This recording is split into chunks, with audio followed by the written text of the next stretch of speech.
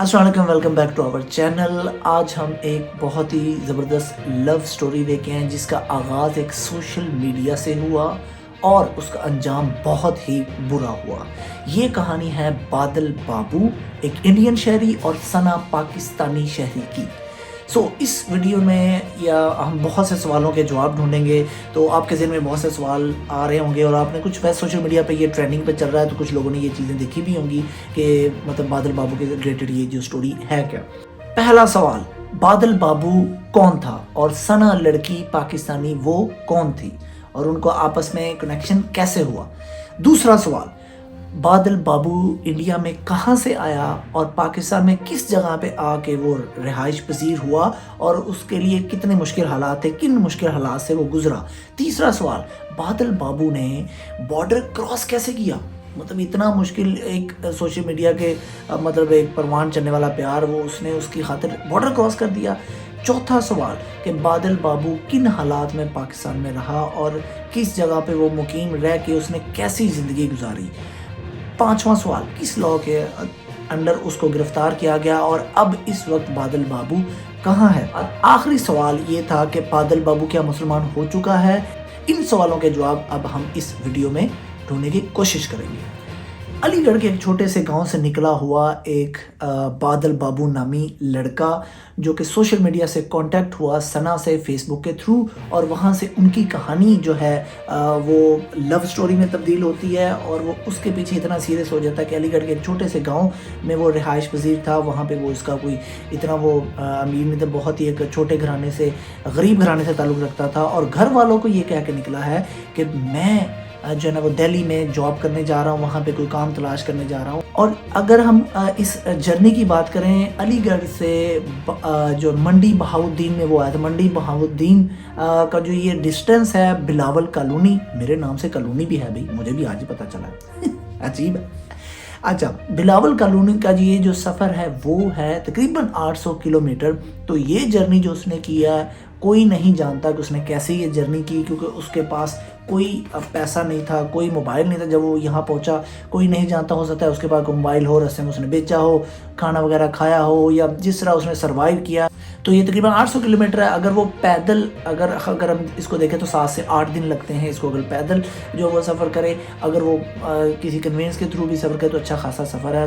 वो पाकिस्तान में आया, क्यों आया, क्योंकि उसने वादा किया था सना ने कि तुम अगर पाकिस्तान आ जाओ तो मैं तुमसे शादी करूंगी, और उसकी माँ ने भी उसे यही कहा था। ये सारी लव स्टोरी को कंप्लीट करने की खातिर इंडिया से निकला हुआ लड़का पाकिस्तान आखिरकार मंडी बहाउद्दीन बिलावल कॉलोनी जा पहुंचा। वहाँ पे वो जैसे इनके घर पहुंचता है, जैसे तैसे वो इनके घर पहुंच जाता है, और वहाँ पे मुलाकात होती है सना से और उसकी वालदा से। तो उन्होंने आखिरकार रिश्ता देने से उसकी माँ ने इनकार कर दिया। क्यों? क्योंकि इसके पास कुछ भी नहीं था, ना पैसा था, ना मोबाइल तक नहीं था इसके पास, और हालत भी नॉर्मल जैसे कैजुअल होती है वो हालत थी। तो उसने कहा मैं अपनी बेटी कैसे दे दूँ कि तुम्हारे पास कुछ है नहीं, तुम मेरी बच्ची को कैसे रखोगे, कहाँ रखोगे, क्या करोगे, वो करोगे। तो ये सुन के बादल जो है वो उसका दिल टूट गया कि मैं कहाँ से कहाँ तक आ चुका हूँ, किस जो है ना सिचुएशन में आया हूँ। तो आगे से ये इनकार हो गया, लेकिन उसने वहाँ से निकलने से इनकार कर दिया। वो वहाँ पास ही जो है वो उसी गांव में करीब जो है वहाँ पे बैठा था, एक बूढ़ा शख्स उसको मिलता है। तो इसने उसको कहा कि मुझे कोई जॉब की ज़रूरत है, ये है वो है। तो उसने कहा बेटा मेरे पास कोई काम तो है नहीं, मैं कोई ऑफिसर हूँ नहीं कि तुम्हें कोई जॉब दे दूँ। तो वहाँ पे जो है ना उसने कहा तुम मेरी बकरियाँ चरा लिया करो, ये बकरियाँ भेड़ें चरा लिया करो, तो तुम यहाँ पर रह सकते हो और तुम्हारे खाना शाना मिल जाएगा। तो लिहाजा उसने वो 2-3 दिन जो है ना वो मुश्किल काम करना शुरू कर दिया। बुजुर्ग के पास रहता तो उसके ज़हन में भी थोड़ा सा शक पैदा हुआ, क्योंकि बादल बाबू ने उसको ये बताया था कि मैं कराची से आया हूँ और मेरा आगे पीछे कोई नहीं है, तो लिहाजा मैं जॉब की तलाश में हूँ। तो बाबे को कैसे, उस बुजुर्ग को कैसे शक होता है कि यार ये मुझे लग नहीं रहा कि ये मुस्लिम है या कुछ सीन ऐसे। क्योंकि जब वो उसे दूध देता था तो वो पीने से मना कर देता था, और जब वो उसे गोश्त देता था गोश्त देने से भी, खाने से भी मना कर देता था।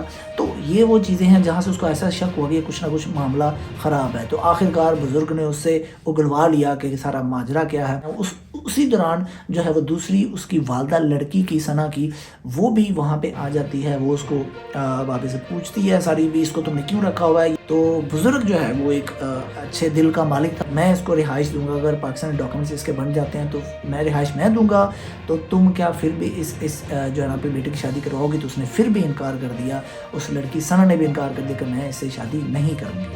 تو ایک بہت ہی شاکنگ یہ چیز تھی اس کے لیے, بادل بابو کے لیے. اس نے ان کو کہا کہ تم لوگوں نے پھر مجھے بلایا کیوں اتنی دور, کہ اگر تم لوگوں نے یہ نہیں کرنا تھا. اس کے ساتھ بہت برا ہوا.